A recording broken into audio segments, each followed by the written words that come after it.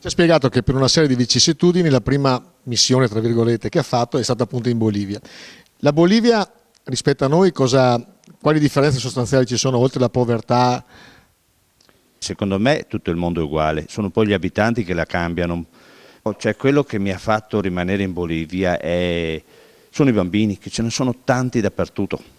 E quel poco che sono riuscito a fare ancora 20 anni fa, la prima volta, è stata una cosa che mi ha dato molta forza di continuare. La prima esperienza è stata con un bambino che aveva 4 anni e aveva un'infezione ad un occhio, aveva una faccia che era grande il triplo della sua testa. E l'ho preso e l'ho portato in pronto soccorso. Non parlava spagnolo, però questo bambino, l'ho saputo poi con il tempo, ha identificato me come l'unica persona che gli aveva voluto bene in tutta la sua vita e quindi ha identificato me come il suo papà.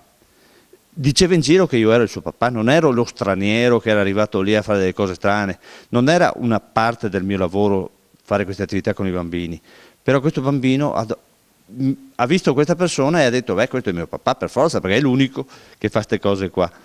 La società europea fondamentalmente sta invecchiando in maniera poi esponenziale.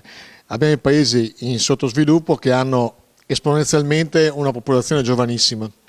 Quando è che presenteranno il conto secondo lei?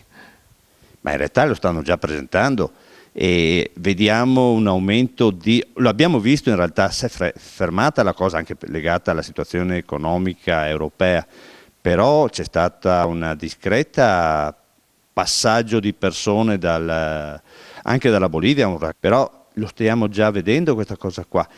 Anche se comunque iniziano a esserci delle riprese nel territorio stesso, non dimentichiamo che la Bolivia sembra che abbia più del 50% delle risorse per quanto riguarda il litio e quindi sta iniziando a dire bene, volete il litio, iniziate a pagarlo bene, tant'è che hanno detto cerchiamo di non darne non più dell'8 o 10% di tutto quello che abbiamo. Ultima domanda, la nostra classe dirigente molto spesso diciamo che è vecchia. I giovani che un giorno cambieranno la nostra classe politica, accetteranno lo straniero o c'è una xenofobia latente in Italia che non riusciamo a scardinare neanche nelle nuove generazioni? Io dicevo, ho finito con una battuta qualche settimana fa a Valiera, un incontro con altri missionari. C'era una persona che era abbastanza nervosa per quanto riguardava questa presenza straniera in territorio italiano. E io ho finito con una battuta, ho detto ci vorrà un'invasione extraterrestre perché gli italiani imparino ad accettare anche gli extracomunitari come da noi si è imparato ad accettare i meridionali quando hanno iniziato a venire gli extracomunitari.